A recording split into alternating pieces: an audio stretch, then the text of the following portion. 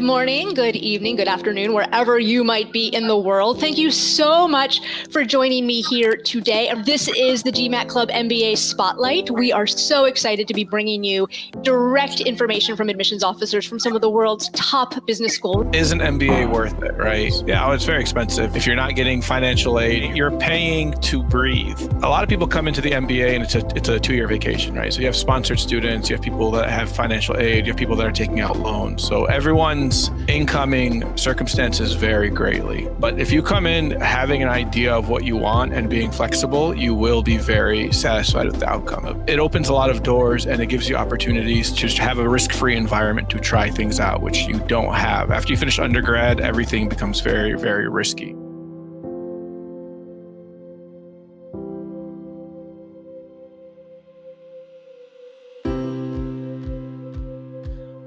We at HBS have been around for over 100 years and we're the first MBA program. And many things have changed over those 100 years, but one thing has remained the same, and that is our mission statement.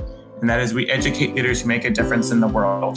This mantra really underlies everything that we do at HBS, from how we pick our curriculum to how we select our students, and to even how our alums are out in the world choosing their jobs and how they're making an impact. You will be joining a lifelong community at Stanford. Your classmates, about 420 of them, come from all over the world, and they will form not only your friendships, lifelong friendships, but they are going to be your future business partners and investors and clients. When you are looking for your MBA, first off, we want to make sure that you think about all of these different reasons. These are some of the more typical reasons why we find people are looking to gain their MBA. So you might see one of these, you may see a few of these, but definitely think about all of these things throughout this entire presentation, whether it's to make a positive impact or whether it's just to chase your dreams and to become a better leader. All of these things will definitely apply within Berkeley Haas. So I know in my role within the admissions office, I have this opportunity to have lots of conversations with both alumni and current students around the world. And universally, the most powerful message that they share with us is the impact the Booth degrees have on them. Whether it's in the way that they feel comfortable creating new paths for others to follow, become adept at evidence-based thinking, or how they feel confident turning insights into actions.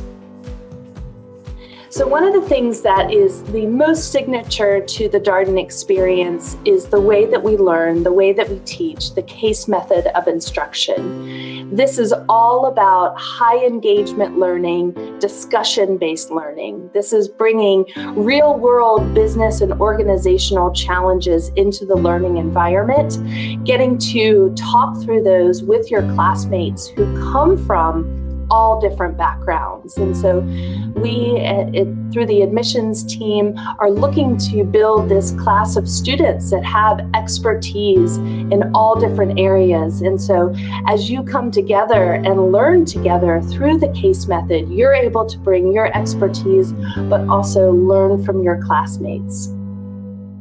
How has an MBA impacted your career? Most people, when they're thinking about the MBA, as you heard when people did their intros, are considering a pivot, right? You want to change paths. And the MBA is viewed as the bridge to change paths. So when I was working in finance and operations and manufacturing, my last role was in operations. I was finally on the revenue side. Before that, all my roles were in the corporate side, just expense. So when you get to touch the revenue side, you actually get to work on more. Your ability to have impact is much higher. You have more levers you can pull. So I wanted to move to more operation-focused roles. And so I used the MBA as that sort of stepping stone to do that. I focused on operation classes, I focused on operation internships, and ultimately ended up with an operations role within Apple. A lot of the knowledge you might not actually have to transfer. Your focus, again, is on pivoting from one thing to another and using the MBA as that stepping stone. Just a little about some other costs and ones that, are kind of implied, but that you might not be thinking about on the front end. I thought the point about moving was a great one, but once you're actually in the program, social is such a crucial component to the MBA experience. and that's a great thing. But at the same time, it does come at a price. And so expect fees for social events that run pretty frequently. And then also club fees, at least at Columbia, when you go to join the club, of which there's about 100 plus. Some clubs will indeed be free, but others will come with like a nominal fee of around $50 to $100 per semester or per year. I'm not exactly sure.